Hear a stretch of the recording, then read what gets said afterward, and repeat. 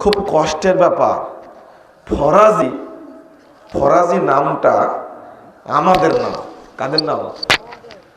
আমাদেরকে ফরাজি বলে, কারণ আমরা হেদাতি, আমরা ফরাজি, আমরা রফাদানি, আমরা লামাজহাবি, আমরা ওয়াহাবি, আমরা আহলে হাদিস, আমরা সালাফি, আমরা আহলে সুন্নাহ ওয়াল জামা। আমাদের বৈশিষ্ট্যগত নাম অনেকগুলো। রফুল ইয়াদান করি, তাই কি রফাদানি। ফরাজি কেন? আমরা আল্লাহর ফরজগুলো যথাযথভাবে মেনে চলি, তাই ফরাজি।